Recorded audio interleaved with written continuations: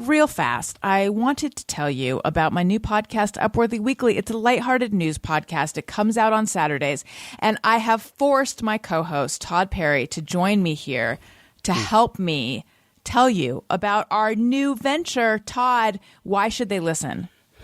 Well, I mean, a lot of people, they think, oh, it's the Upworthy podcast. It's just going to be sunshine and it's going to be unicorns. But you know what? It's really not that. Allison doesn't have the ability. She doesn't have it in her to actually be that person that I thought we were hiring when we did this show. But clearly, after just a couple episodes, the facade dropped. Okay? I thought, she's doing the Upworthy show. It's not going to be like, oh, neurotic, cynical Allison, but no, she's there. So, I try to counteract that with some of my good vibes.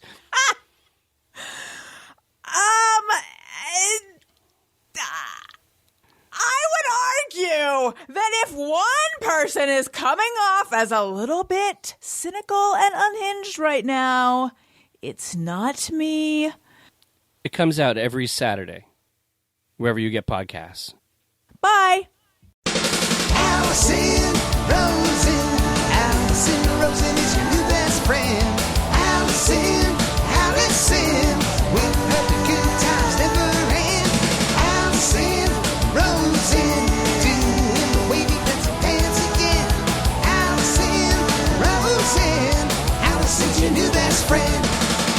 Hey everyone, hi, hello, welcome to another episode of Allison Rosen is your new best friend. I'm very excited to introduce my guest, whom I will bring in a moment. But first, I must catch up with myself. Now, normally, as you well know, I would be catching up with Tony Thaxton, self-professed bad boy of podcasting. But what do you know? He's still on the road with his dumb rock band, Motion City Soundtrack. Actually, right now, as we record this, I believe he's at home catching up with his dog, Bentley. So really, he could fit this one in, but I'm sure he has some excuse about, oh, my gear is on the bus, or, oh, blah, blah, blah, or blah, blah, blah, blah. That's what he sounds like. That's what I hear when he talks. To be fair to him, I didn't even let him know this was happening today. So really, this is on me. I wish I hadn't revealed that because I like to keep it's Tony's fault. My version of things is it's Tony's fault. And as I'm talking, I'm realizing this one is on me. This is my fault. In my defense, it's been a crazy few days. We got back from Tucson. Both of my kids have COVID. Daniel and I don't have it yet. There is a fuller story. It involves just vomit everywhere. It involves an emergency room. It's a very dramatic situation. If you listen to the beginning of the Thursday show, I explained that it may as well be an episode of Quincy or some other medical drama that is more timely. So I'll go into all of that. I just haven't figured out on which episode. I'm going to give the full story. Anyway, like I said, right now we are still negative, and I'm hoping that we stay negative because I have a lot of important things coming up, including hair straightening.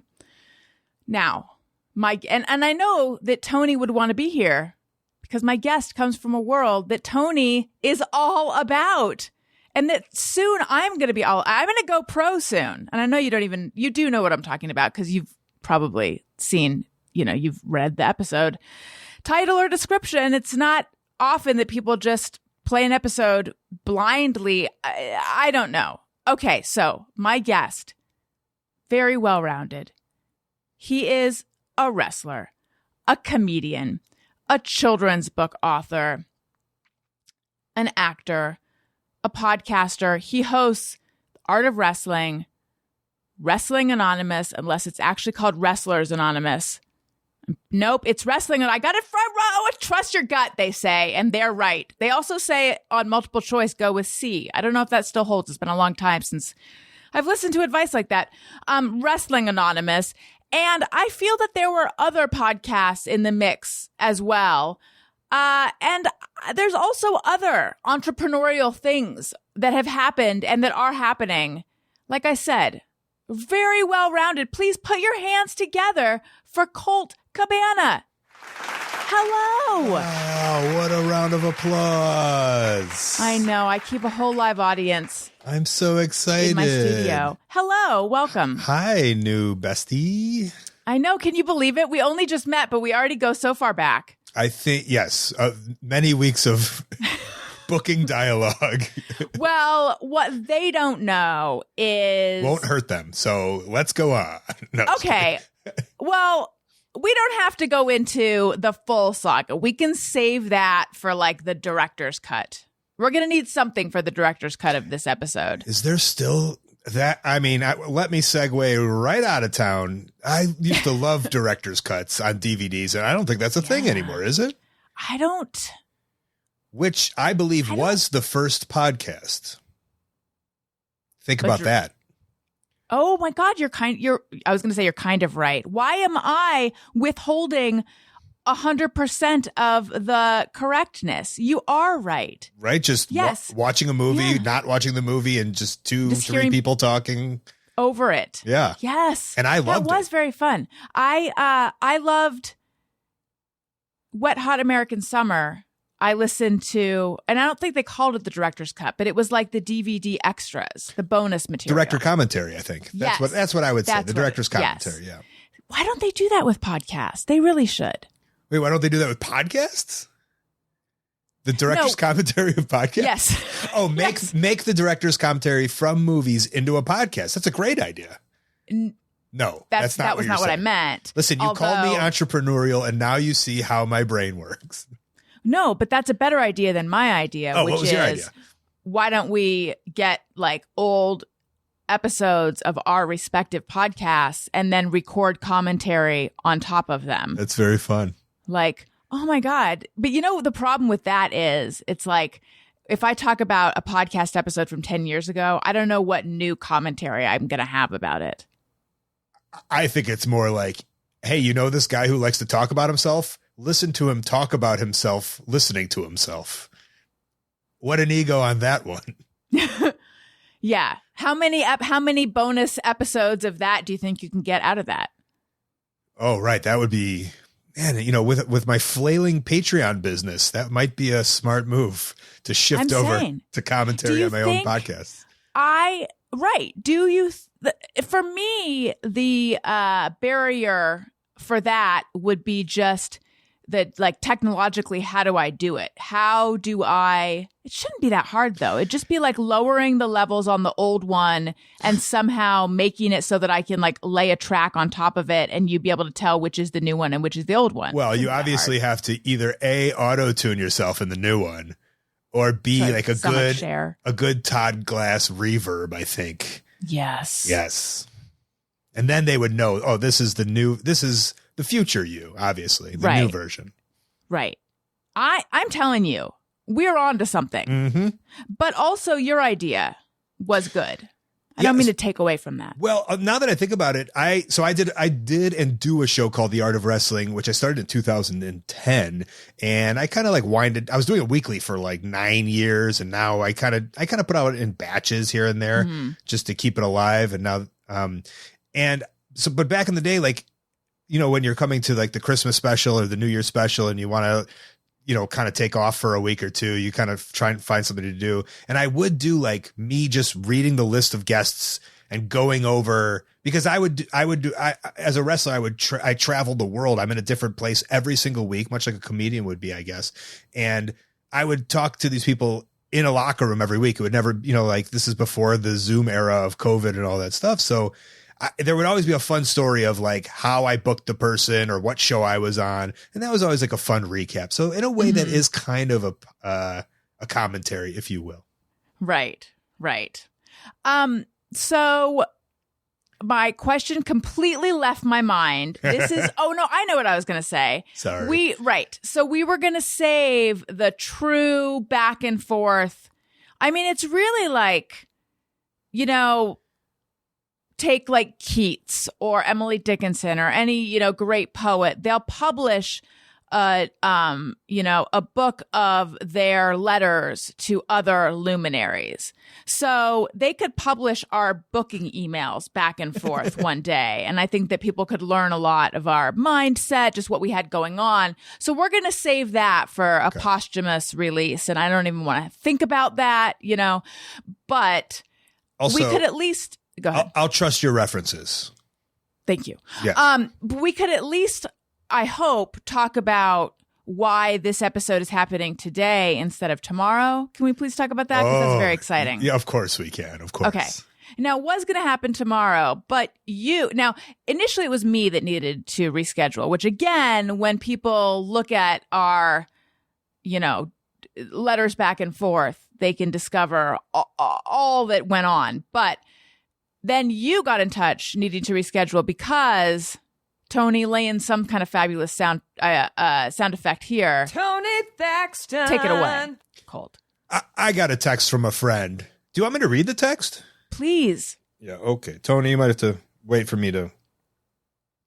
This is from my friend Marcus. And he wrote to me. Sorry. That's okay. While you look, I'm going to adjust my air conditioner. This will be a good place for Tony to cut. Ready? Yes. Okay. Sorry. Beginning quote.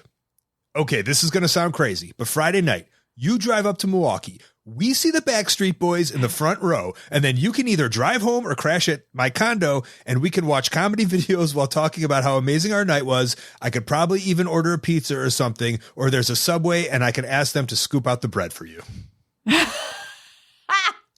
Oh my gosh, there's more to the story. I just knew that you were going to see Backstreet Boys. I didn't know that there was an offer of scooped Subway sandwiches as well. Scoop Subway sandwiches, possible pizza, take off, only eat the cheese to keep it low carb.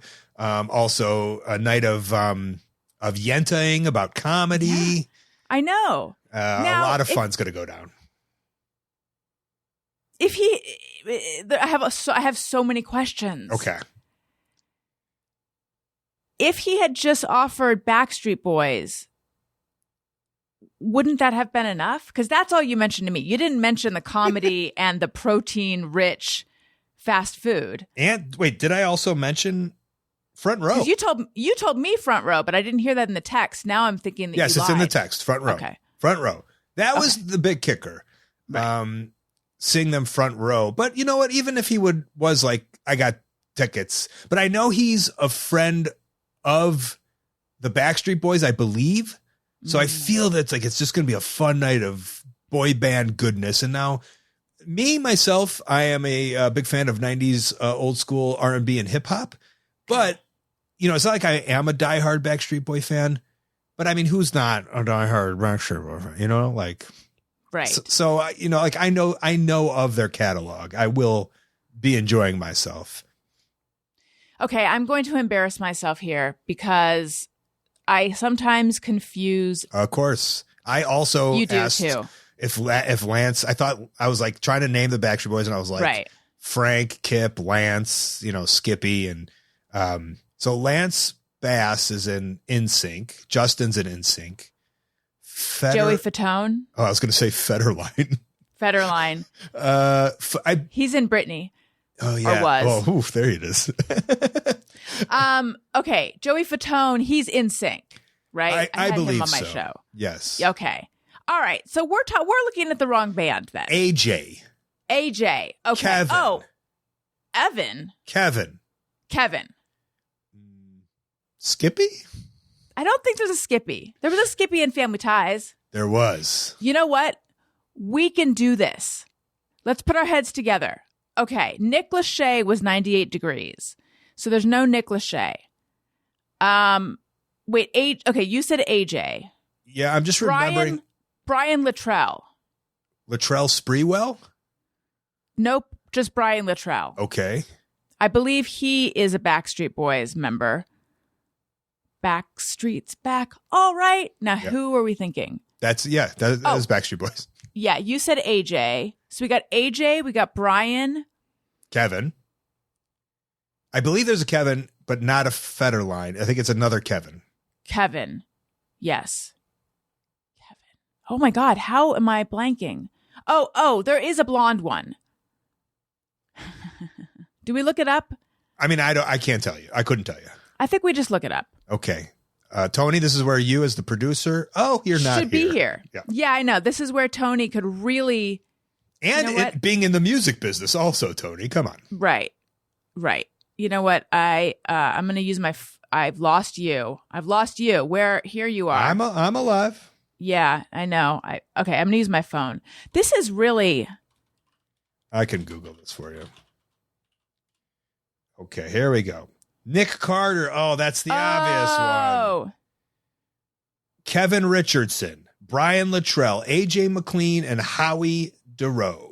Oh, right. And okay. I did wonder if Nick was going to be able to do it because I thought he had come in on Hard Times, but I believe that's his brother. Oh, right. Yes, and I forget what his brother's name is, but it is. I think you're right. Aaron Carter, the party starter. Yes. So I'll be there front row. By the time you hear this, it'll be past. I'm sorry. Yeah. You already went. You already had protein. Yes, we've had a night of pizza and or Subway with the bread scooped out. I made homemade T-shirts. You did? Yes. What do they say on them? One says Backstreet Boys fan. And then I made one for my friend, Marcus. His name is Marcus Monroe. He's a comedian and a juggler. And he wanted to say something, and I said, how about yours says Backstreet Boy official merch? And he said, I like okay. that. And so I made that one for him. I like that. It's very literal. You know what? It doesn't require a lot of extrapolation. Just exactly what it is. Yes. Your words are very well done today. Yeah. Oh, thank you. Yeah. I polished them before the show. Mm-hmm. Yes. Do you remember? Me big wrestler. No, you went to Western Michigan University. It is not a college. It is a university. Yes. Yeah. Yes. So you know big words. I know, but I mean, do you really think I studied or did any work to get through college? I don't know. Did you go on a wrestling scholarship? No, I went on as a preferred walk-on as a football player only because I wanted it to look good on my wrestling resume. Was known as the worst Division 1A football player of all time, quit after a year, started wrestling, and then just did wrestling while also going to college. So didn't care about college, went to wrestling, but still somehow passed with a degree in business finance. Well, look at that. Why'd you choose business finance? Because I didn't want to go to college and my Jewish parents said I had to go to college. So when in doubt, business. So you grew up in Illinois, yes? Yeah. Oh, right next to Highland Park, literally Deerfield, Illinois. Oh. Yeah. That's so wild. sad. So sad. Sorry to bring the whole thing down, but it needs to be talked about, obviously. And I think Highland Park was like the more well-off area, but Deerfield was, we were doing fine over there in the suburbs. And, my hope is that there's so much money and power and all of that over in Highland Park that maybe if somebody's child who was affected or anything, and maybe they were on the side that wanted to make sure there were no rights and anyone could do anything, maybe this hits home a little bit and they, can think differently, or, maybe that's the way it affects, but we all doubt it, right? Like, it's a shit show. I hope. Right I mean, yeah, it is, because it seems like there seems at times to be this reaction where people get scared. Gun violence frightens people and they react. Okay, I'm basing this off of Twitter. So this is obviously not real life, or so I'm told. But it seems like there's this reaction. People go, there's so much violence. I'm scared. I need more guns. And I'm like, no, this is not the answer. Okay, so moving on, unless you want to talk about it more, which we totally can. No, I'm not educated enough. I'm a casual and I feel I'm on the right side of history, but yeah, I don't think I'm educated enough to really do a deep dive on it. But that is where I'm from, and it's pretty topical, I guess. Yeah. Okay, so you grew up in Illinois. When did you get into wrestling and performing? Well, that's a good question, because I didn't know. I always tell people, like, I didn't know I was a performer until I started wrestling. Mm-hmm. And like, as a sports kid, I just did sports all my life. And like, I remember taking an acting class in school, like in high school, instead of like something else, and like really enjoying it. But I do remember taking it with like my best friend, and we just fucked around. But also, like, I think acting classes is probably just fucking around. So, right. It's fun. But I've been obsessed with wrestling my whole life since I was like 3 years old. I remember Andre the Giant getting his hair cut, and like my dad was a very casual wrestling watcher, but for some reason it just stuck with me. And I always say like, I'm a child of the 80s. So like He-Man and, Go Cats. That doesn't sound right. But that's a mixture of something and something. GoBots. That's GoBots. GoBots. And there's a cat one too. Thundercats. Wow. Thundercats. Yes. I also have a tad of dyslexia that kind of always jumbles that up. There you go. And I like, Ninja Turtles, and I also like tournaments, like Bloodsport, the movie. And so like wrestling was just the mix of all of it. And I got hooked really early, and then I became a wrestler and trained and did all the work and put it in. I think I did it all initially, like with a real, I've always been very open-minded, but kind of I went in more as like a jock, and I really came out of it understanding, maybe 5 or 6 or 7 years, like after like really grinding, that like, oh, I'm an artist. And like, I understood that I was an artist and a performer, and I knew how to like manipulate, and I was doing improv. And then like it kind of hit me, and I felt like I became, even though I've always been open-minded, I really felt like I became a broader human being. And I really enjoyed that. I like recognized that about myself. At what age did you start having those realizations?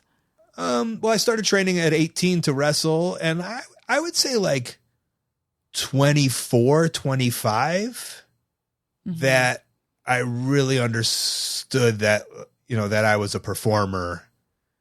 And then I was playing this character, and and you really start, I was able to, because I do comedy wrestling, and like, as you're doing that, you realize you're doing bits, and like, it's not like anyone was teaching me this, but it was on the job kind of learning that aspect of it.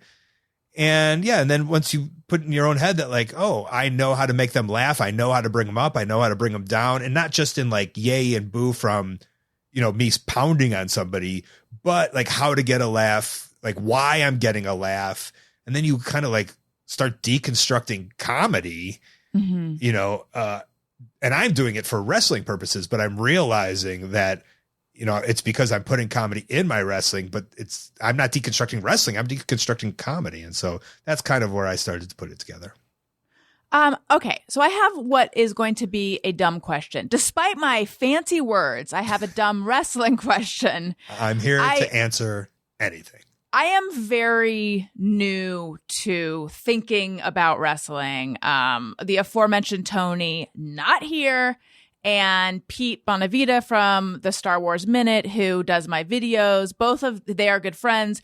I work with both of them. They're both very into wrestling, so they are like my guides into the world of wrestling. I've had Alexa Bliss on my show. I've had RJ City on my show, and that's my like exposure to the world of wrestling, and I'm sort of fascinated by it. But I really like, just today I learned the term face in regards to you. That's okay. So I really don't know very much. So I was thinking about, in high school, I knew of some wrestlers, but like the kind of who were on the wrestling team, and they wore that like chin strap thing, and they wore their whatever those outfits are. But there was obviously no character. That was a sport. There was no character in that. And when you say you were training for wrestling, is that like that high school wrestling? Like, at what point, can you explain to me sort of the transition from what I think of as high school wrestling and how that's a sport and a true competition to like characters and comedy and stuff? Well, in the early 1900s, people went and saw what you're thinking of, amateur wrestling, as a sport. And the problem is that these matches were just going forever, even including like 2-3 hour matches. And then promoters were like, I mean, these are great, but people hate this. It's because it's just like endless. It's like a baseball game, right? quick shot of baseball. And so finally somebody was like, we got to fix this a little bit, you know? And so they started fixing it. And then it just really, you know, that's the early 1900s. And then it just really started morphing into like more fixed. And people realize Gorgeous George, which is a very famous name from the 50s, I believe. Like he had this character and he was such a draw and people paid to see him because he was so obnoxious. And then, you know, people started putting together that like, oh, you know, the show draws money. I mean, everything comes down to money. It's all money. So that realization. And so it became less about the actual, you know, moves or Greco-Roman amateur style of wrestling and more of let's put on a show. So it is all based on amateur wrestling, but like there's such a divide now. Like I didn't do amateur wrestling as a kid. I played baseball, football, and basketball. And I was never like interested in doing that kind of wrestling, which is crazy because I was obsessed with professional wrestling, but I was just more obsessed with like, I love the athletics of it, but I kind of love the characters and the He-Man of it. Right. So I went and trained at a school in Chicago and they taught me the ways of professional wrestling, like how to assist your partner, how to do it without getting hurt. There is no sport aspect. I'm sorry. There's no like legitimate sport aspect of my training. Oh, that's fascinating. Yeah. So it's like, and I hope this doesn't sound like an insult. I don't think it will, like clown college.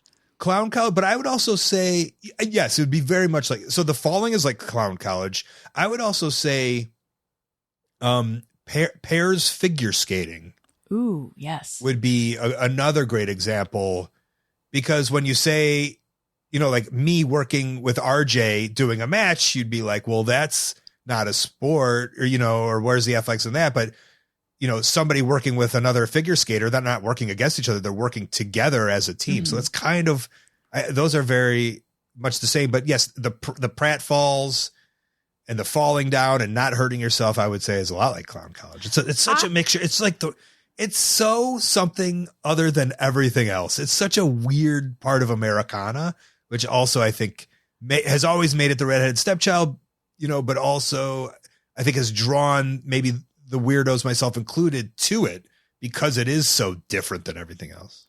I asked RJ City whether he's always been athletic, and he was like, oh, you don't have to be athletic to be a wrestler. Do you agree with that? I was very surprised by that. And that's when I decided I'm going to go pro. Oh, nice. But do you agree with that you don't have to be athletic? I agree and I disagree. You have to be coordinated. And I do think you do have to be athletic, but there's people who know how to get around it. You know, I mean, I don't know what the equivalent of, I always compare wrestling to stand up when not talking to non-wrestlers, I guess. And so, you know, maybe there's a ventriloquist or a prop comic or something that like has sharpened that more than their actual jokes, but they're able to get away with it. And you're, you know, so like you can get away with that. Or there's someone who their jokes are so well written, but they have zero stage presence. And it's just like the jokes are so good. Yes. That you're into it. Then, you know, I don't like Stephen Wright might not be the greatest looking man or, you know, person, you know, whatever, but like his jokes are so good that he's a star. So, yeah, you know, so I'm more of like, you know, RJ's more like a Stephen Wright, if you will. And, you know, I don't know why I'm bashing. He's one of my favorites. You know what? RJ City, not Stephen Wright. Do you remember what was your first character? Well, I used to do do you know what backyard wrestling is? I can guess, but tell me. Wrestling in the backyard. Yes. That is kind of what I was going to guess, like super amateur wrestling. It's when Jackass came out, and I remember watching Howard Stern on E! As an 18-year-old, and they were selling like backyard wrestling video compilations, and it made big money for one person and none for the wrestlers. But a lot of them who I became friends with later and were like, yeah, that person made millions and we didn't see a dime, sadly. Yeah, super exploitative. Yeah, for sure. And So when I was a kid, I was like a backyard wrestler, and my first name was Classic Colt McCullough. And that was going to be my professional name. But then one day... Were you trying to be non-Jewish? It's a great question. No, I just thought McCullough was a cool last name. It is. Yeah. It is. Then I said it really fast, Classic Colt McCullough. And then everyone just started calling me Coca-Cola. Yeah. Coca-Cola. And so I had to change it. But my first match, I wrestled as the Goon. My very first match, I wrestled as a guy. My name was the Goon, and I was part of a tag team, the Goon Squad. I believe I was Goon number 2. My partner was Goon number 1, but it was a singles match. And the promoter said, go buy a pantyhose and denim button-up shirt. Only button it at the top. Have a white undershirt underneath, and then put the pantyhose over your head, and that will be your wrestling outfit. And so that was my first match, was as the Goon. How did you like that? Oh, I loved it. It was at Fort Atkinson, Wisconsin for Fort Fest.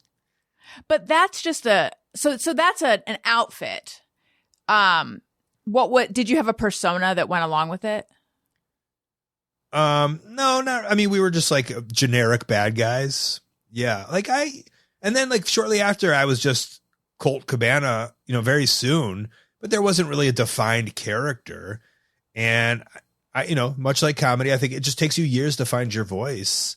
Mm-hmm. And even now, it's not. It's I could say like, oh, my character is fun-loving, happy-go-lucky, enjoying his wrestler. And like, you could be like, okay, I understand what that is. But there's some characters where you're like, he, knows how to summon demons of hell and, or whatever.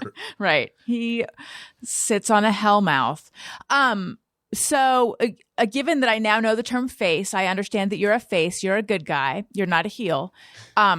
Have you ever been a heel, and do you ever want to be one? Okay.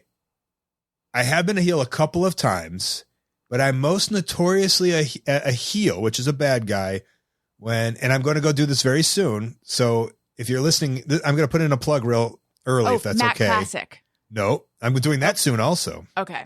Yes, plug away. Well, I don't know if it's a joke, but Officer Colt Cabana. Did you know about this one? No. So I will be performing, I believe my 9th time performing at the Gathering of the Juggalos. Oh. And I believe, so I mean, I'm well aware. I love comedy podcasts and stuff. So I've known of you for so long. Oh, and I think I invited Jordan Morris to the Gathering a couple of years, and he's never taken me up on this offer. Jordan, I know. I'll text him and ask what the hell. Let him know there's still an invite on the table, and I think I was going to do. He wanted me to call in one year to do like on the scene reporting, if you will. Yeah. So that's where I am a bad guy. I'm a police officer, of course. Policemen, they're supposed to uphold the honesty and dignity of the world. Maybe there should be the ultimate good guy, but in this world, of course, they are the most hated human beings. Right. And then my Not nemesis. just that world sometimes. What's that? Not just that world lately. Yes. Oh, I mean, don't get me started on that, but yes.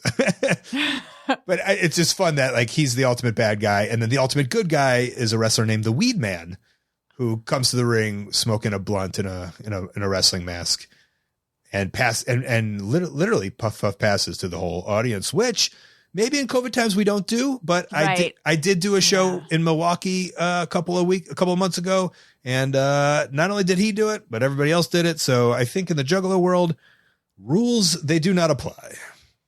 Are you a Juggalo? I'm going to say yes.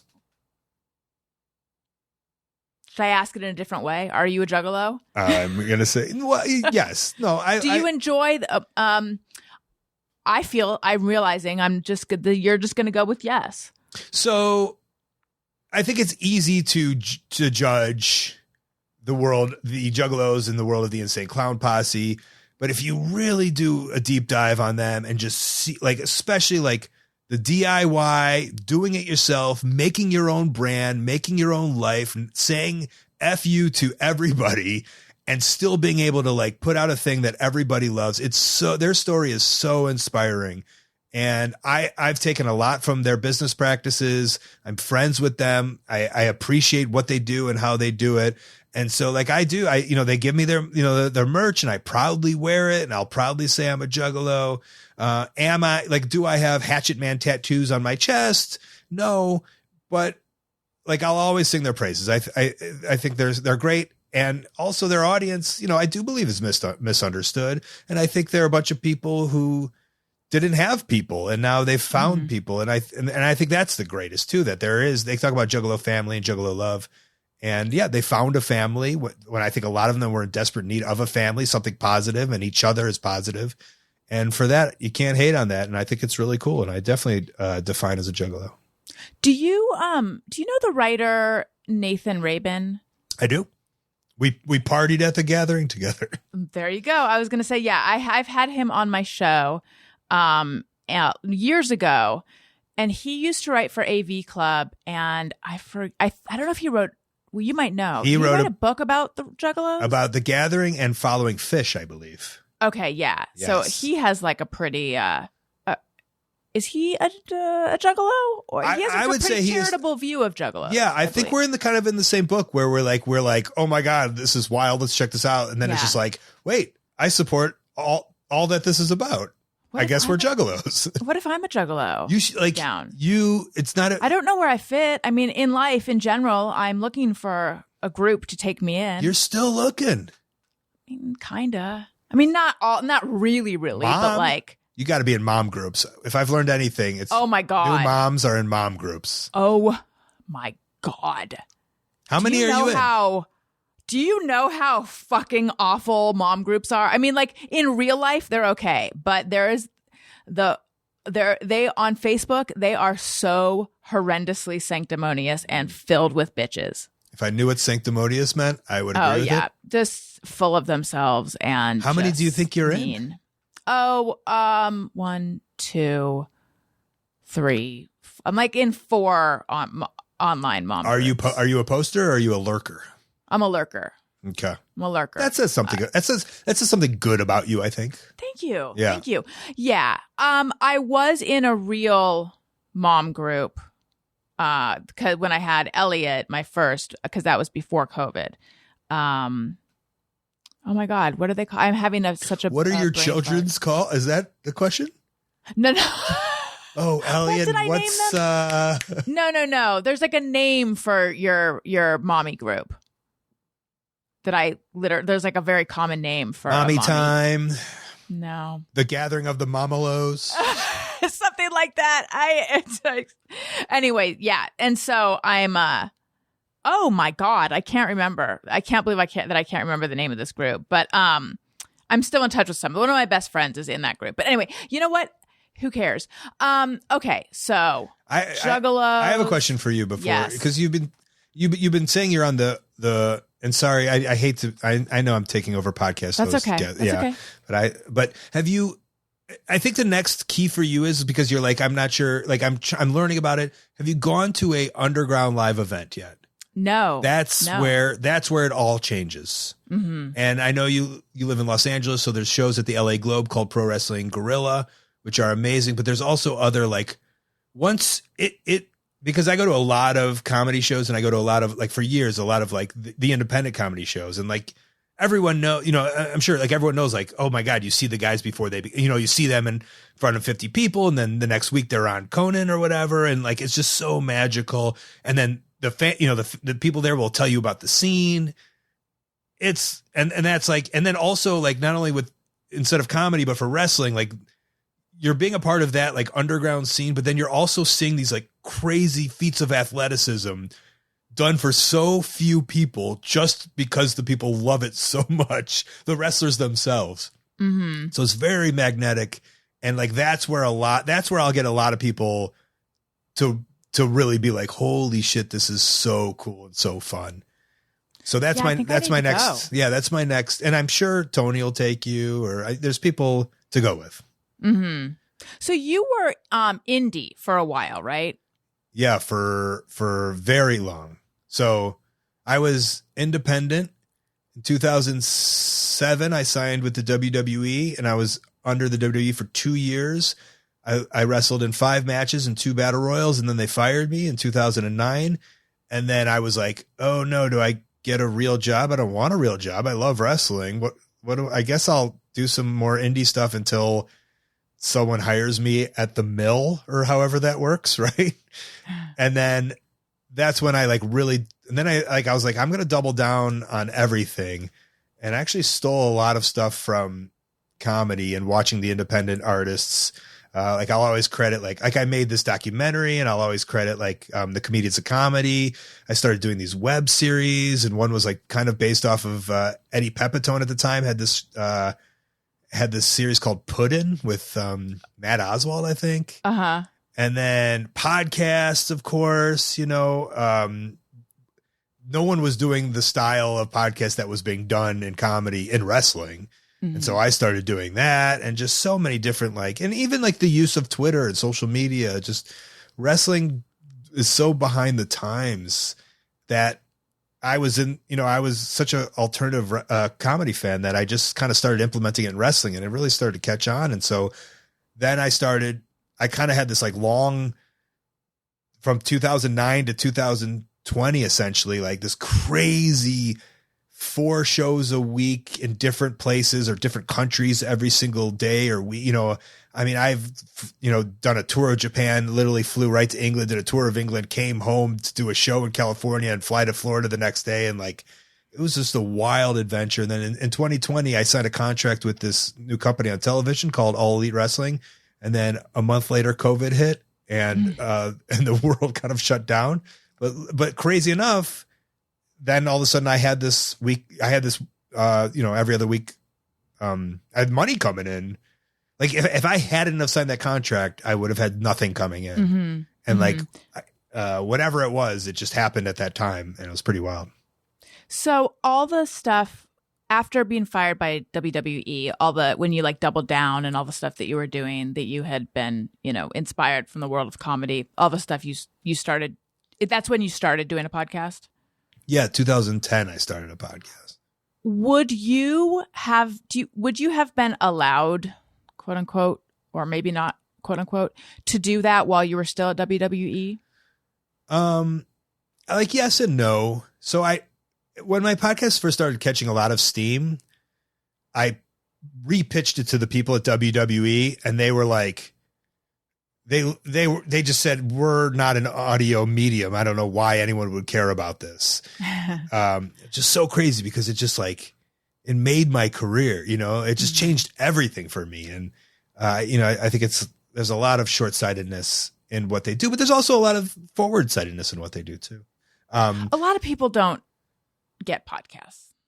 Right. That's the wild thing. But the ones that do, it's such a it's so obvious, right?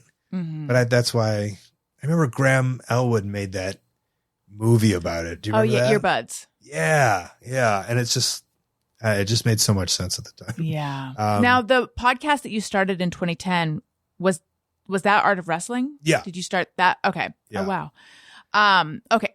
So you were indie until you were signed with. So there's my friend Zach Ryder, who is now Matt Cardona. He started doing a YouTube show at WWE in 2011, I think. And he was on the very low level. In wrestling, we call it a push. Hulk Hogan gets a push. Stone Cold gets a push. We're going to push him to the very top. And he was getting nothing. He was at the very bottom. And so he just started this YouTube show for fun, and it caught fire. And eventually Madison Square Garden was chanting for him. And all the people at WWE were like, stop chanting for him. We don't want him. He's a scrub. And so that's why I say yes and no. And they never ended up making him a star. And then eventually they took over his show and then tried to monetize it. And then it became uncool. So that's kind of they kind of let you, but you really don't have your own freedom there necessarily that much, at least at the time. What happened to him? So he stayed there collecting a check for 10 years. And then just recently, during COVID, they fired him, of course, during the worldwide pandemic. And then he had started a wrestling figure podcast with his other friend, Brian Myers. And now this podcast is so crazy popular and lucrative about the world of professional wrestling figures. And like little figurines. Yeah. And so he's a made man. What's his podcast called? It's called the Major Wrestling Figure Podcast. That story is irking me to no end. And I'm sure that everyone who just heard it is having the same reaction. But just the fact that people were chanting his name and they're like, no, we don't want that because this is not what we've decided is going to happen is just making me want to. You can relate, right? Yeah, it's bothering me. Okay, so you were indie. And then you got signed by WWE. I think I made them the World Wide Web with an E on there. I have a couple questions about that. How does someone like be an indie wrestler? Okay. Because this is the career path I've chosen for myself. I'm going to be an indie wrestler. What do I do? How do I get on the circuit? All right, you go to a wrestling school. Okay. They teach you.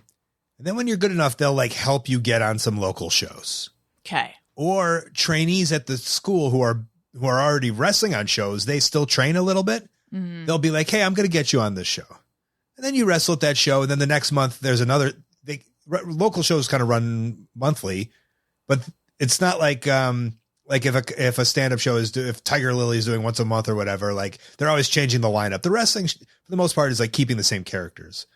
So if you could become part of the local show, then you start getting good and then you get a little buzz and then you start branching out. Like you're wrestling in Los Angeles, but now you're going to start like someone in San Diego, a promoter wants to bring you down.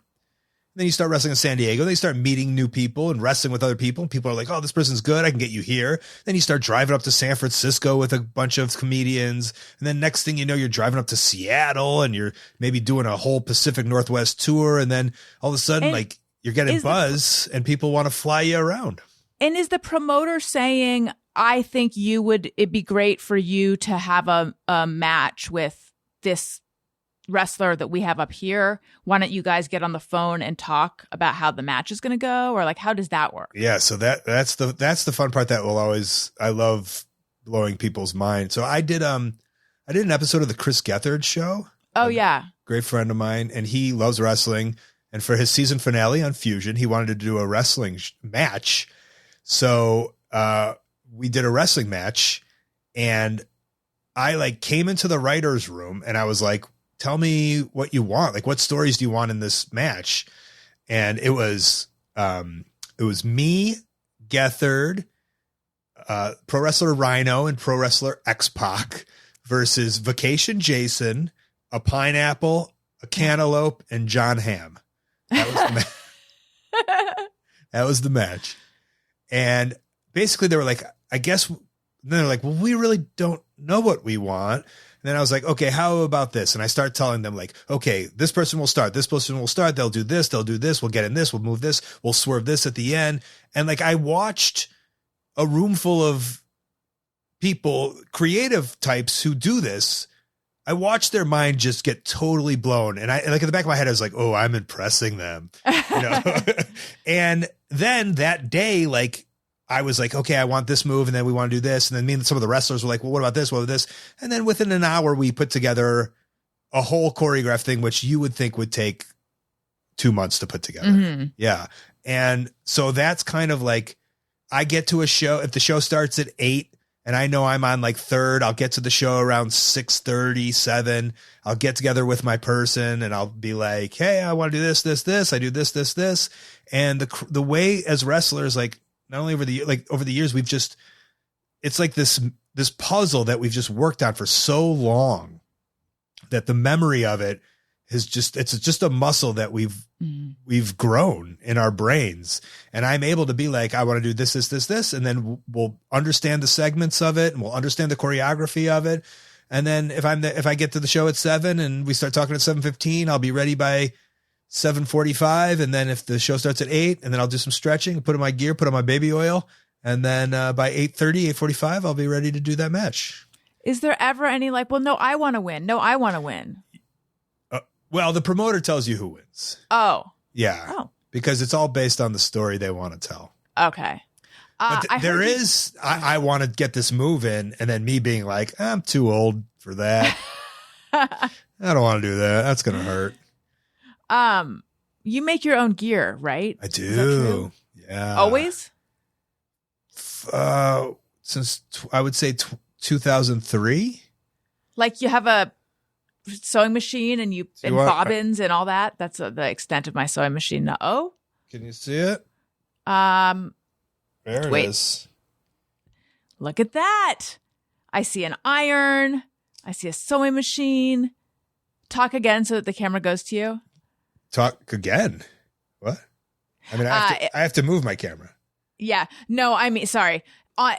Because we're on Zoom, the camera goes to whoever's talking, so it's sitting on me right now. Okay. Yeah. So here we go. We're looking at my sewing machine. Right here this is for the visual aspect. There's my sewing machine. There's my iron. Here are my threads. There's some bobbins down there. And that's kind of my sewing corner over there. And very of course, nice. Now I'm a very thrifty gentleman. And I realized very early that that I'm not making a lot of money wrestling, and these wrestling outfits are very expensive. And I said to myself, I'm in this for the long run, like I want to have a very long career. And so a friend of mine who was a wrestler, his mother-in-law had taught him how to sew. And he had the same kind of thought as me, is like, not only this is the business degree coming out. Not only can we make our own gear, but like we can make other people's gear and charge them and make some money. And then I learned very early, giving someone gear and them not being the most satisfied ever is the most dissatisfying thing. Oh yeah. Like it breaks my heart. And there's so many gear makers who are just like, yeah, here it is. I don't care if you like it or not. Give me my money. But if anyone's ever like, oh, it doesn't fit, I feel so bad about taking their money. So I stopped that very early. And I just make my own gear. That's so cool. YouTube.com/Allison Rosen to see the sewing setup. So when you were hired by WWE, were you ecstatic? And when you were fired, were you sad? So hired by the WWE, I took a 50% pay cut of what I was making. But with the idea of, I thought I was at the ceiling of what I could really make on the independents, and the potential to just make millions of dollars was probably only with the WWE. Got it. So the prestige. Yeah. So I thought I was happy. And I also thought of it like, I kind of think of it like as territories where, I was working on the independents, and then I moved to England for 3 months and I kind of worked there. And that's where I was, I thought of it like, this is my job. I'm doing the job. This is the ones before me. They did this. And then I would go to Japan and I would kind of travel around, doing tours of Japan. And I really thought like, I'm doing it. I'm doing the work. And then I just kind of looked at it as like the next step is you're signed by the big guys. And then I was like, okay, like this is the next move. I've put in the work. I'm doing the work. This is the new place that I'm working. And it just happens to be the biggest, the Disneyland of pro wrestling. So that was exciting. And then I got put into their like minor league system. It's called developmental. And they moved me to Ohio Valley Wrestling, which is in Louisville. And then a year later, they moved me to Tampa, Florida. And I wasn't making a lot of money, but like I was in the system, and I was just like, I watched the ones before me. Like they would get the big call, right? Like they're not getting the call from the only people getting moved up to the main show are the people in this system. So I was like, oh, like, my call will come. And I was a very good wrestler at the time that I knew they weren't going to fire me. I didn't know if I was going to be like, there's a superstar up there, but I did know like they had to eventually bring me up because I was pretty good. Like they weren't going to fire me for being bad. I was good. And so I got called up to WWE, and I had a meeting with Vince McMahon, and he wanted to know everything about me. And the only thing that stuck with him was that I was Jewish. And one of my favorite stories, I guess, to tell is, and I always forget the name, but it will come to me, as he's like, what do you like to do? Like, what are you into? And I dumbly said alternative comedy. And then I started trying to explain Kids in the Hall and The State to Vince McMahon. And then eventually he was like, he didn't understand. Then he eventually was like, oh, he goes like Jackie Gleason. And And I was like, oh my God, I'm done. Like, I'm done for. Like, I didn't even know who Jackie Gleason was at the time, but that was his idea of like, on the cutting edge of all comedy. Yeah. And so then I got called up to SmackDown, and then I debuted as Scotty Goldman. They changed my name to something very Jewish. And then like, I just lost my first match in like a couple minutes, and I lost my next match. And then they ended up giving me like a WWE.com show, which was before YouTube. And like some of the younger writers were really like cool and like understood like my sense of humor. And they tried to give me a platform. And then I would like write some jokes. And then like in the edit, they would put all these like super Jew references. Like my music was like bar mitzvah music. And there was like, instead of the Batman symbol, it was a Star of David. And then like after I would say a joke, they would do like the, and I'm not saying like this was the downfall, but like, it just wasn't going well for me. Right. So when Did you bristle at all that? I would have. Did I what? Like take offense to all that? You know what? Like I thought this was wrestling, and if I could use, if Judaism was going, if it's going to be your character, yeah. If something was going to, because there was nothing to set me apart. I was just a schlubby kid from, like, I didn't look like Batista or John Cena. Right. I was a chubby Jewish kid who started working out, So I was like, if this is what makes me different, like exploit away, I guess, in my head. And like, maybe there's still a little bit of me that sees that, feels that way, but. Right. Well, I get that that's what, this is like one of the things that sort of came up in the RJ City episode is just that, like, I know that this is part of the history of wrestling is these sort of very stereotypical arch characterizations. So I get that that happens. Yeah. But I remember I had like done a promo for the writers to be like, I think it was 2008. And like the writers of SmackDown came down to Tampa, and I did this like promo, like, saying like, hey, like, I think it was like Jews run Hollywood, and now the Jews are running, sports entertainment or something like that. And I really like in my promo, like while doing a wrestling talk, I was like, look at Jonah Hill and Andy Samberg, and like, I want to be this type of Jewish representation, but in WWE, I don't feel we have that there. And I think they only heard like bar mitzvah songs and, right. and menorahs, or whatever it is. Yeah. So, well, I remember at my school, we had this thing called Grandparents' Day, and we put on like a little show where we would like get up and say, I love my grandparents because blah, blah, blah. And I forget what I said about why I love my grandparents, but I was a chubby little kid, very round little kid. And so they changed my line to, I love my grandparents because they give me candy. Which was what I had written had nothing to do with food. And so I stood up and I said, I love my grandparents because they give me candy. And everyone laughed. And I was too young to understand. But I look back on that and I'm like, that was fucked up. Yeah. I really had like like in wrestling, we were taught like, go out and make fun of say, hey, fatty in the front row. And that's just part of wrestling. And then one day it like really hit me of like, if I was in the front row and I've always had kind of weight problems and like, like body, whatever. So like, I'm very aware of all of it. If I was in the front row seeing a show and somebody pointed that out in front of everyone, not only would I hate it, but I would never come back. Right. And I realized like, that's how you lose customers. Yeah. And we need to stop doing that. Yeah. I think the world is changing. It's not, people are more confident saying like, hey, I don't like that. Right. I don't like that so much anymore. Your teachers aren't telling people yourself to make fun of yourself. Yeah. Although maybe they still are. I don't know. So when they let you go, what did that feel? How did that feel? I just, sadly, and this is how I've kind of had my whole life, and I don't know what it says about me, but I'm always expecting the worst. So when anything good happens, it makes me happy. Right. So instead of like expecting the best and then maybe coming short of just the actual absolute best, I'm not sad about it. So I kind of always just expected that would happen. And so it happened. And then I remember I got fired on a Thursday. And then I called up my buddy and flew to LA and did a PWG show on Friday. Like literally the next day I was in Los Angeles wrestling again. And I remember I went through, I think now looking back at it, you would probably say it's a bit of depression. And I think I was masking it and fighting it, saying like, I'm not depressed, but I would say it's depression. But I just remember how it all went away when I was in the ring doing independent shows. And, that's always just stuck with me of like, if anything in wrestling that ever gets upsetting, is like, if I could just go in the ring and perform, everything just goes away. And that's very powerful. And it was nice, like wrestling was there for me when wrestling wasn't there for me. So, yeah.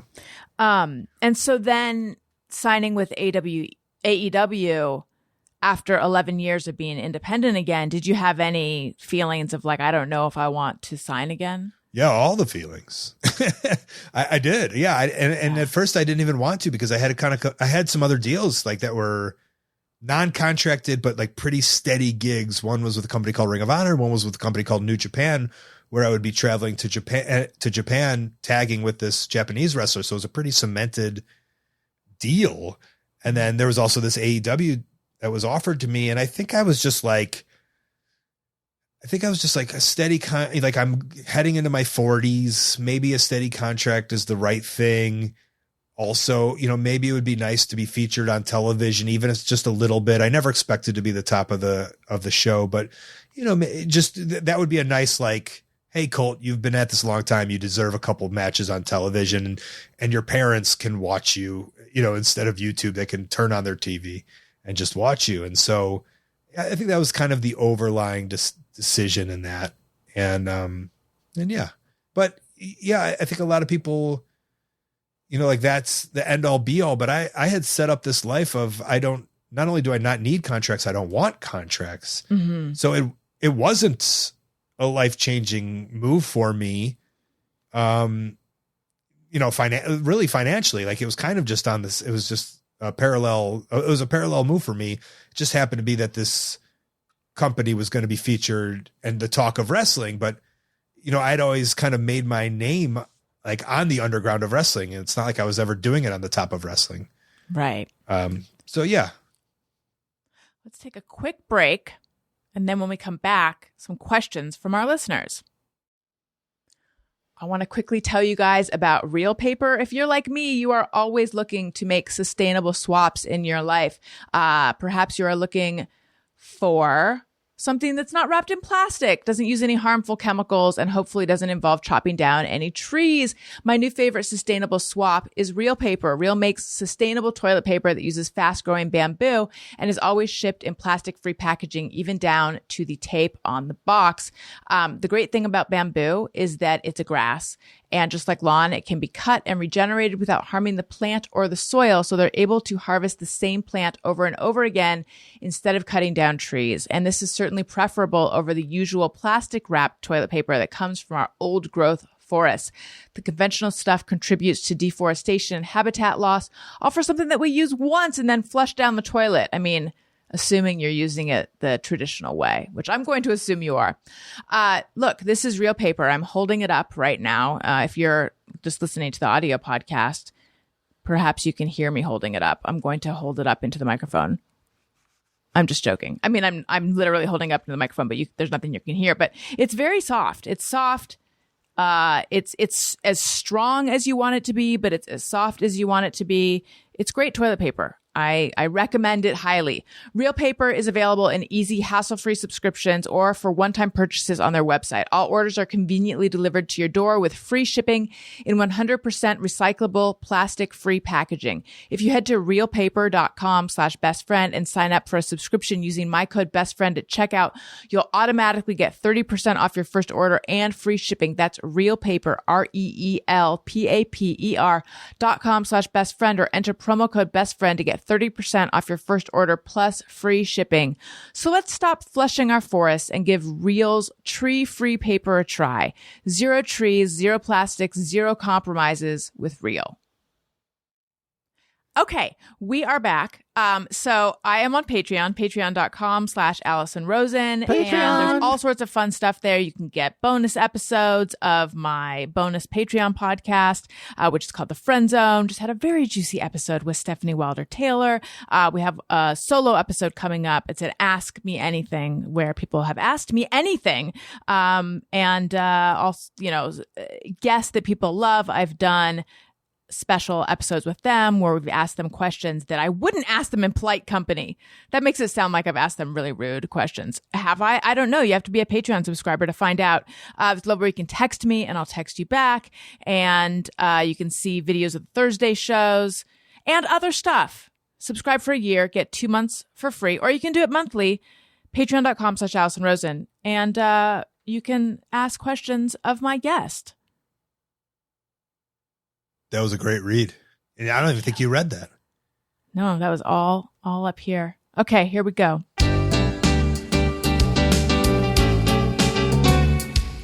When we ask, they send them in. They're wondering how you have been. So thanks so much for answering these questions from our fans.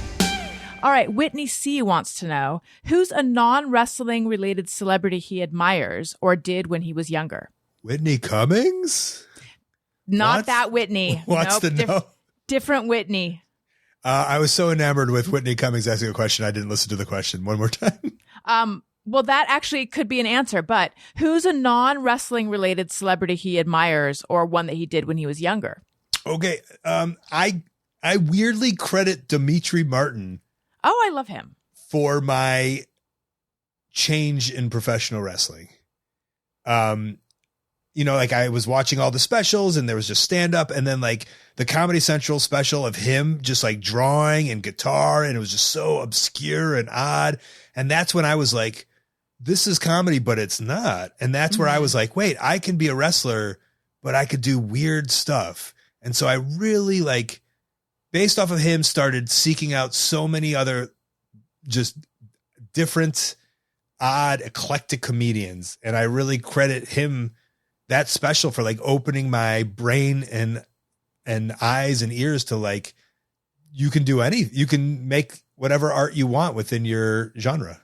Mm-hmm. Leanne Ward says, I don't have a question, but ever since I heard him on Go Fact Yourself, I've listened to him on other shows such as Jordan Jesse Go and Stop Podcasting Yourself, and I keep meaning to suggest him for an Allison Rosen is Your New Best Friend guest. He is so quick and funny. Who knew I'd enjoy wrestlers guesting on podcasts so much?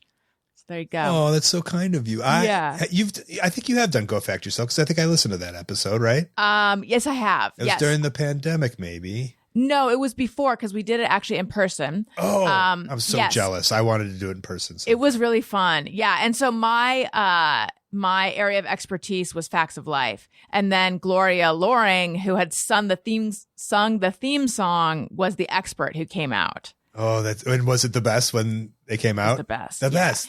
Mine was Over the Top, and the little kid from Over the Top. Yes, David Mendenhall, who is an old friend of mine. What? And so, and so that's because I started getting texts from people being like, they mentioned you, your name came up on this episode. I think that's when I started following you on Twitter, and you followed me back. I all of a sudden remembered. Yeah, so somehow my name came up on that episode a couple times. I don't know the first time, but then I know, because then I listened back to that part, because David Mendenhall, who was then the surprise expert, he's like, I know Allison Rosen, blah, blah, blah. Yeah, how do you know? We have mutual friends. Were you in Over the Top? I'm not in Over the Top. No, I wish. No, but Over the Top was filmed. So I went to Pomona College, and Over the Top was filmed at Pomona College, and Pomona College is also the exterior of Eastland, which is the school in Facts of Life. Oh, that might have been how it came up, or something. I don't know. But I remember, so I met him at a wedding, and then we exchanged numbers, and then I ran out to go rent his movies, and I went to Blockbuster. That's how long ago this was, and I watched Over the Top, and I was like, oh my God, that's my call. I'm sitting in my dorm room watching Over the Top, and then he came to pick me up. And I don't even think it was he was a child in that, and now he was an adult. And it was many years later, but I'm like, this is where you filmed that. He's like, oh yeah. It was not exciting to him, but it was exciting to me. That's so fun. That's very exciting for me. Yes. Yeah, that's so cool. And I appreciate the caller, the listener. So yes, that Leanne, she's great. Leanne. Yes. And I I always say like I'm good at panel, which is a very British term, but I think I learned that because I did the Edinburgh Fringe Festival for like 8 years. Oh, wow. And people would always, and I do some stand up, but I'm just good at like, I think if you bring me on a thing on a stage, like I can be witty and make some jokes and I'll make fun of it. And like a good example also is like Doug Loves Movies. Like I feel like I've been on that so many times, and I just think a lot of people don't expect anything from me. This is again, expectations low. And then you're like, why is this guy making me laugh? He's not supposed to. And so I always say panel is I'm a good panel guest. Oh, well, see, I have a version of my show that comes out on Thursdays, which is a group. So now that I know that, I'm going to force you to be on that version of my show. That's a lot of pressure now that I'm not that good at it. I will do it, but I'm not that good at it. Okay. Jamie LeClaire says, what are some of his favorite wrestling documentaries? Jamie asked this? Yes. Well, Jamie, I made 3 of my own wrestling documentaries called The Wrestling Road Diaries and The Wrestling Road Diaries 2 and The Wrestling Road Diaries 3. Like I said, kind of based off of the comedians of comedy. The third one is called Funny Equals Money. And it's a dissection of how and why comedy wrestling. And then it follows us on the road while we do comedy wrestling. It's really fun. Coltmerch.com to buy those, digital and physical. But there's a movie that was in the theaters called Beyond the Mat. I don't know if you remember that. Barry Bloom made that. And there was a movie called Wrestling with Shadows, which was on A&E back in the day. And I think those are 2 of my favorite documentaries. All right. And Rob Schulte would like to know, would Colt ever go on a show like Survivor or The Amazing Race? It's funny you say that. I almost got fast-tracked on The Amazing Race with my friend Sean Davari, who is another wrestler. And I think at the time, I think I was like 26 or something. And I was just like, I'll do anything to get on TV to help build my brand, to bring it back to wrestling. It's always about wrestling. Like I'm not seeking fame, but I'm seeking people knowing who I am so they can watch me perform as a wrestler. Yeah. Yeah. And I think that there's a big difference in how a lot of people live their lives. Like, I don't want to be famous. I want people to watch my wrestling because I think it brings joy and it's really fun for me to do. Right. Or the other stuff that I, whether, wrestling adjacent, whatever it is. So, but then, they wanted you to do like a non-compete for a year and all of this stuff. And I was like, well, I have to be back on the road and wrestle.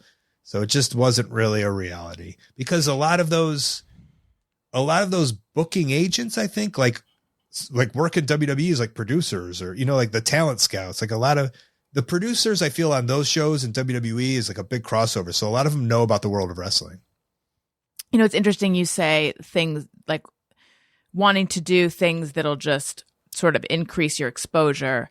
There are opportunities that I have been offered where I could do things that would definitely put more go on different shows that would definitely put more eyeballs on me. But for various reasons, it's like people whose politics I 100% don't agree with. Or just people where like, I don't particularly like them. I think to myself, go ahead. Sorry.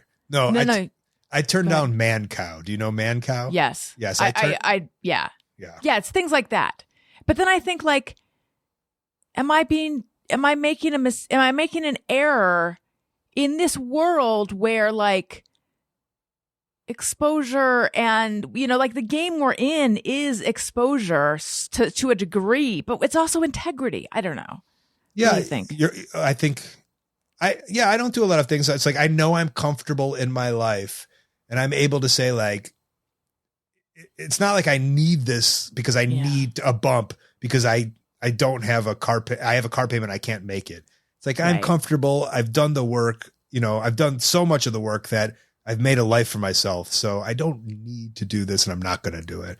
I don't. And I think also like, example kind of sounds like I could just picture going on Man Cow, not having a fun time, getting in a fight, him owning me because it's his platform. And then I'm just like, that was the dumbest. I hated that so much. Yeah, well, I hadn't even considered the idea of like, actually, I go on these shows that I've decided I don't think I want to go on, and then it's a terrible experience, and it's actually because in my mind, it's like I make a Faustian bargain or like a deal with the devil. I hadn't considered that it could actually go terribly. So there we go. All right. So we have some questions on Twitter. Pete the Retailer wants to know, ask him how he pronounces mauve. That is a callback to the RJ City episode. Are you aware of this debate? A little bit, yeah.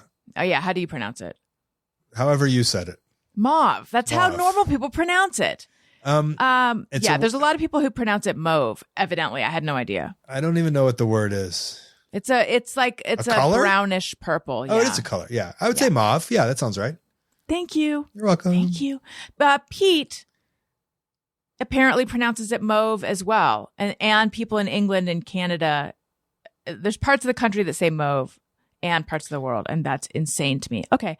RJ Ryan. Can I ask a question? Yes, you can. Okay. On my headbands. Okay. I sell these, but I sew the actual ones. Oh, cool. How would you pronounce this? I would say Cabanarama. Correct. But I'm wondering, okay, do some people say Cabanarama? Well, Cabanarama? When I decided to sew this on my head, I used 2 M's because I thought Cabana, Rama, would be Cabana Rama. So I was like, well, then Rama is 2 M's. I think so. But 15 years later, I think it's wrong. No, I think it's Cabanarama. Okay, you're with me? Yeah, I'm with you. Okay, we're on the same page. This is I great. support you. Thank you. RJ Ryan, I would like to know what special things he did/does for recovery and healing after extreme physical performances. Tips for bouncing back. Don't get old. Number 1. I'm very like, I'm so hard driven, but I'm also so lazy that like, I don't really stretch. Like, just sit on your couch and watch YouTube for 5 hours. Is that a good? Yes, I think that works. That would be my tip.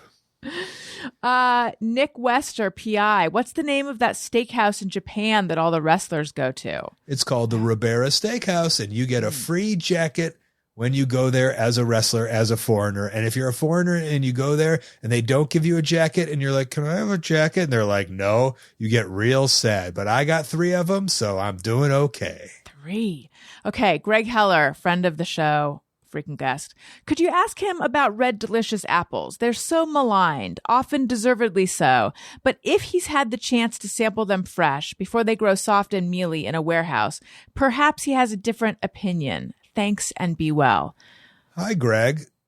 Listen, red delicious red apples. over green all day.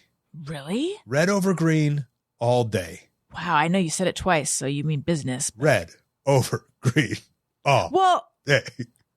But even a Red Delicious, which is just so gross usually, I mean, just so disappointing. I mean, good Red Delicious. I mean, how do you think it got its name?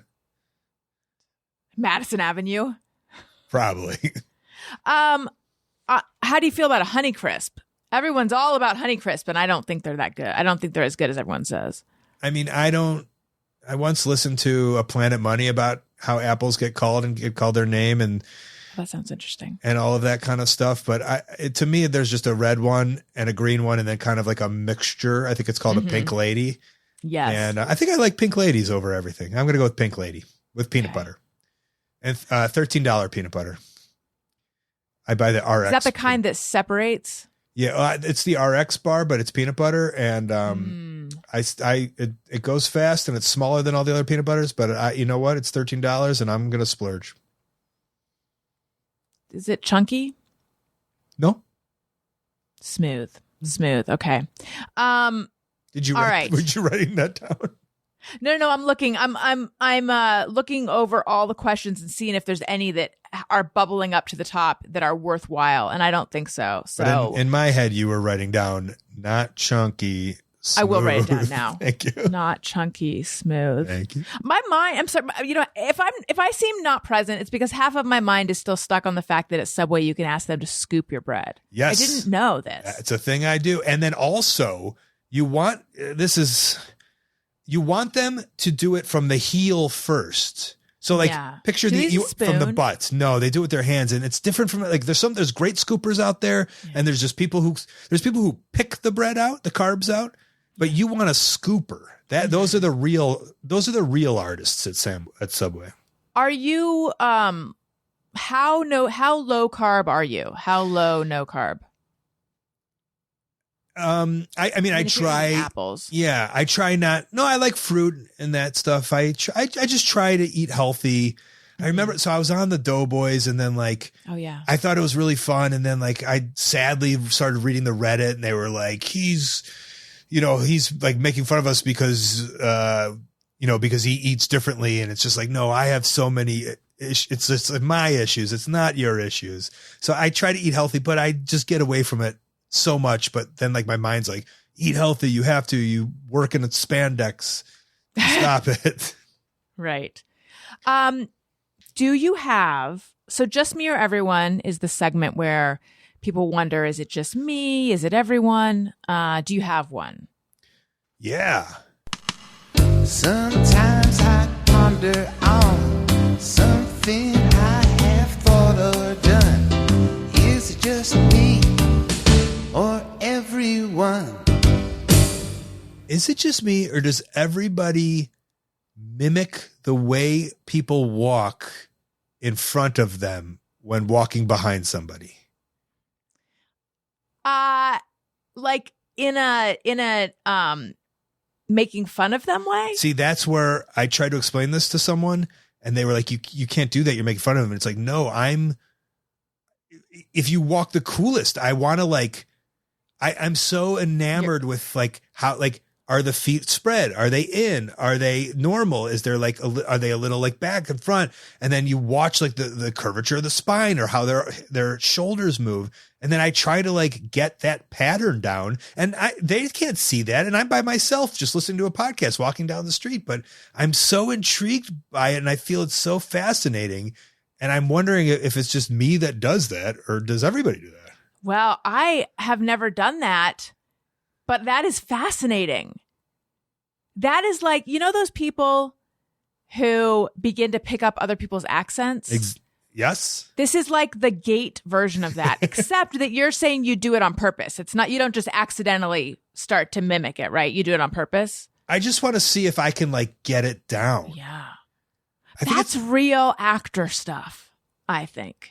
Your body's your instrument, and you're like soaking it up. I think. I don't know. You can't be the only one. I'm sure other people do, and they will write in. Tweet me. Let me know at ARIYNBF. I've got to know if other people do this. I love that. Like if you talk to a British person and then you just start like kind of like they're like hello, and you're like, oh hello, like that. I think that's a little bit of it, right? Whereas you were like, your friends who go to England and then come back speaking British. That's not what that's not. I feel it's a little different than that, but I understood where you were going with that. Yeah. No, yeah. I was taught, yes. That is very like ridiculous and affected, I think. Okay. But no, what you're doing is cool. Okay. Thank you. And do you have a hey, go fuck yourself? Oh, my home. Yeah, go on. Sorry. Okay. That's okay. I mean, this happened just this morning. First of all, a fresh one. First of all, Home Depot. Like, this isn't against Home Depot, but it a little kind of is. Like, I'm not trying to take down the big guy here, but they're delivering my new refrigerator. First of all, fuck my old refrigerator for breaking on me, right? Go fuck yourself. But the new refrigerator, 8 to 12 a.m. delivery. So like I'm praying for an 11 p.m. I got a call at 7:30, right? Go fuck yourself for fucking calling me at 7:30 saying you're coming. But whatever. I'm getting a new fridge. I'm excited about it. Then I pay the extra $40 to install that, to have them install my ice maker. And I'm like, all right, I'm a little upset about that, but you need an ice maker. It is what it is. I get there and the guy tells me, you don't have an ice maker in this refrigerator.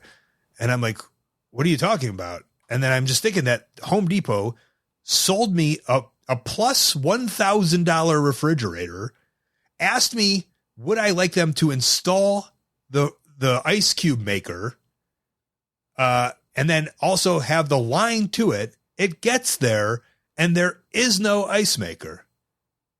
Hey, either Home Depot or the person working at Home Depot. Hey, go fuck yourself.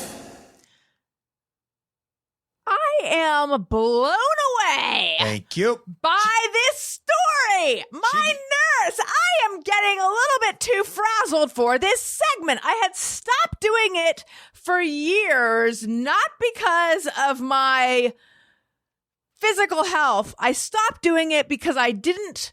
These segments started because when I was dating my now husband, I went over to his apartment and I'm like, listen to this motherfucker on Twitter. Blah, blah. And I started telling him about some asshole on Twitter. And he's like, because he was probably tired of hearing it. He's like, why don't you just do a segment called Hey, Go Fuck Yourself, where you highlight these exchanges and stop telling me about them.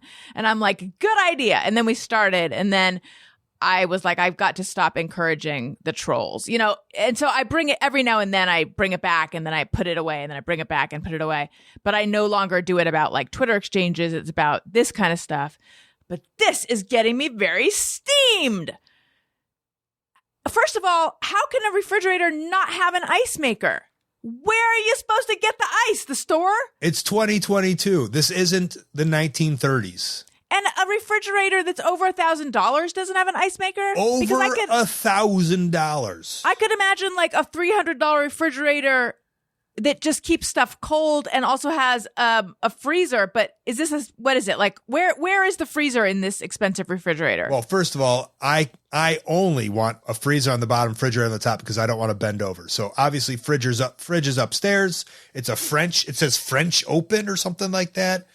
Okay. So it's got it's got 3 doors. It's got 4 doors. 4? Mm-hmm. Where's the 4th? 2 freezers, 2 fridgies.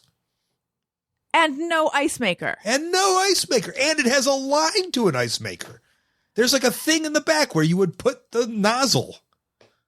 I don't understand. Who makes this refrigerator?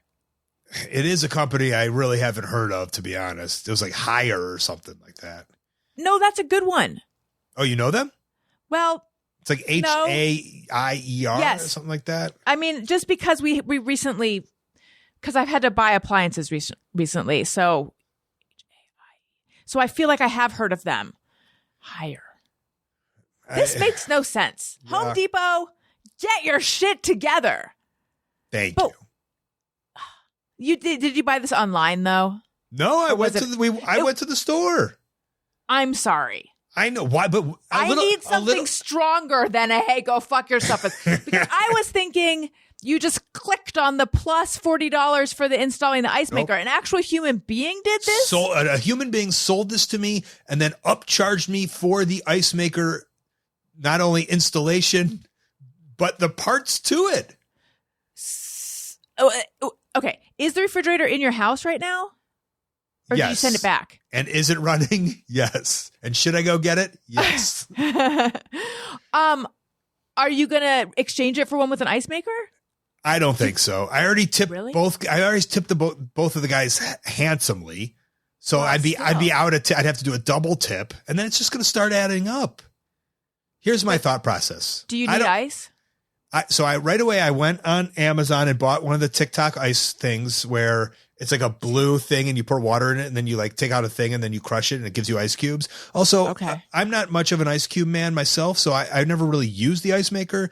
Also, I don't plan on living at this place that much longer, so I didn't want to get like a super expensive one. That's kind of, and I mean, to say not a super expensive one and without, right. So I was just like, whatever, I can live without this ice maker.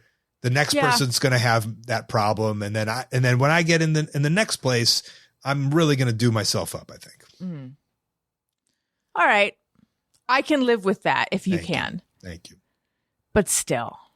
I have the right to be upset, correct? Yes. Like almost livid. And I'll tell you what, I was pretty... you saw my reaction. I appreciate it. I was pretty cool and calm this morning, but I felt like I was allowed to be rageful if I wanted to. Yeah. The delivery person was kind of like rageful for me. They're like, this is kind of ridiculous. I was like, that's ridiculous, right? He's like, yeah. I was like, thank you for being on my side. Are they going to at least give you your $40 back? I went to Home Depot and got my $40 back. Yes. Okay, good. I've had a like almost years-long issue with Pottery Barn now, which I don't think there's a whiter, more privileged sentence than that. But we've been waiting for a piece of furniture to complete a piece of furniture. We ordered this like booth for our kitchen area, and there's one seat that's been missing, and they keep scheduling the delivery and then we rearrange our talk about, I'm relating to your delivery woes.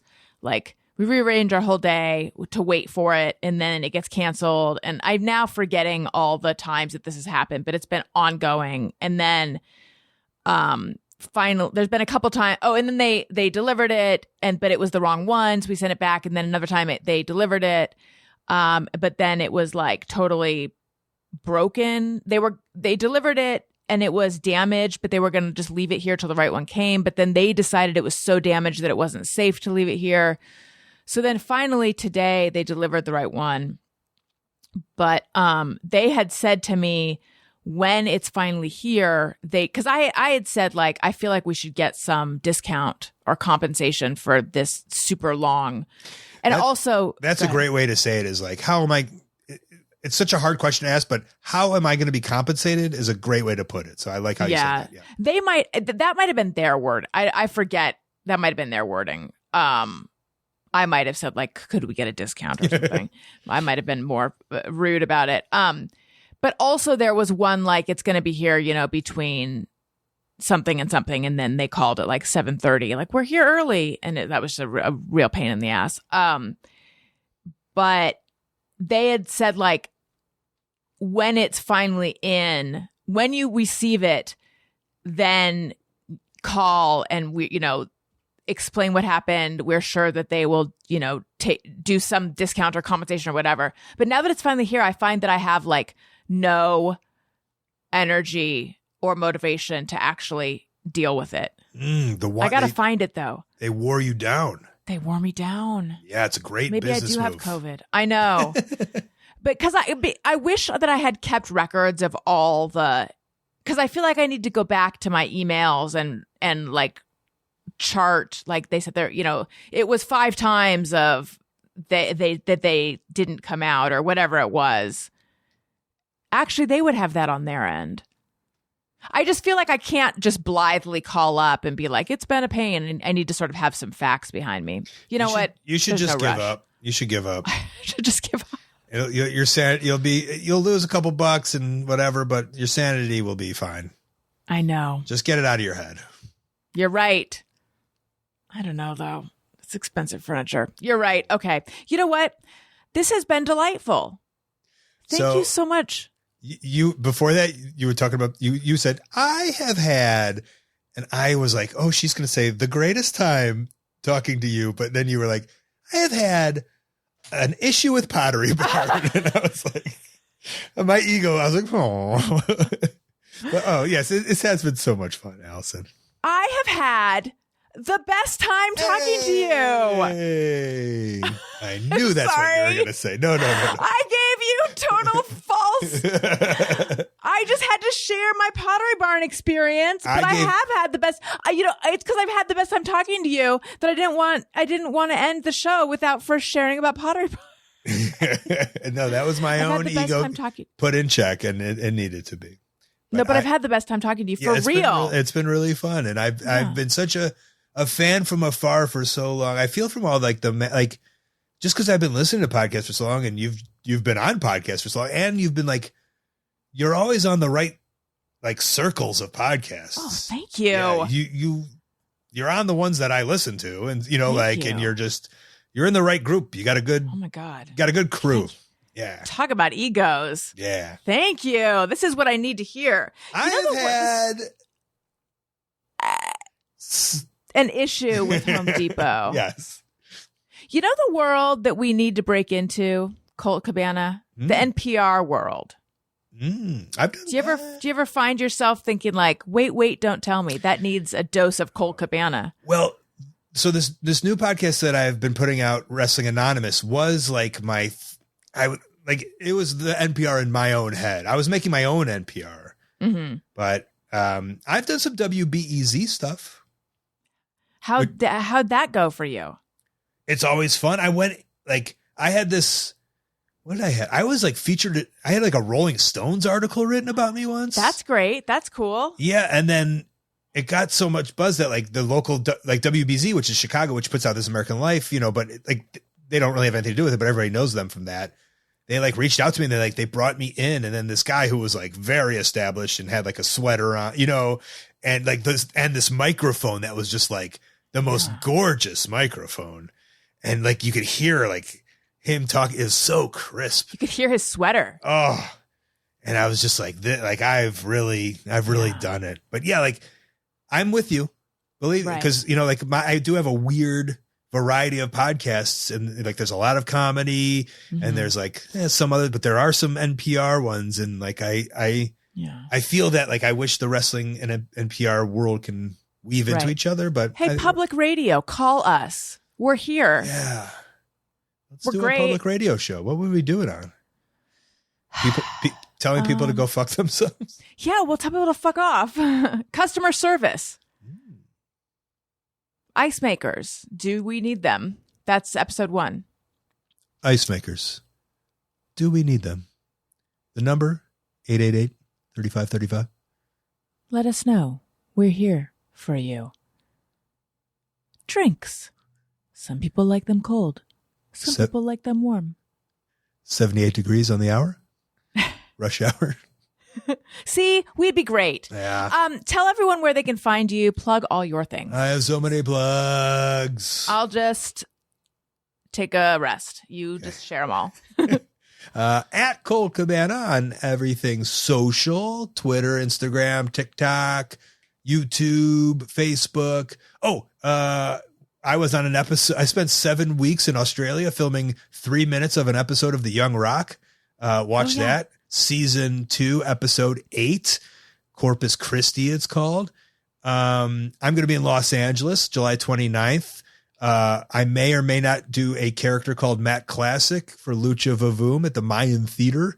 And then my podcasts, and I'm on Twitch a lot. What's your thoughts on Twitch?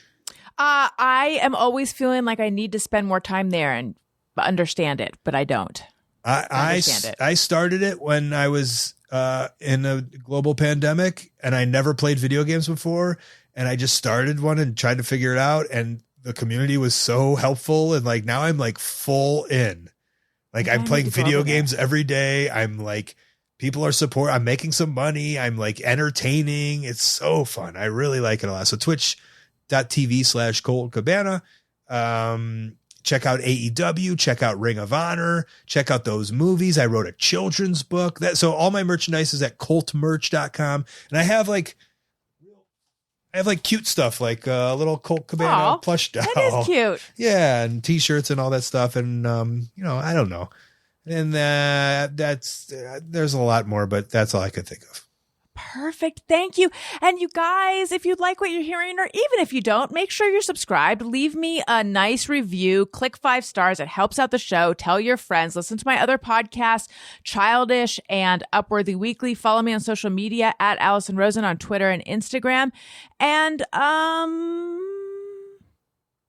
what am I forgetting? Backstreet's back. All right. What am I forgetting? Colt. What am I forgetting to tell them? I feel like I usually... I already mentioned Patreon. Mm-hmm. Live shows? What? You doing anything live? No. Are you doing the San Francisco Sketch Fest?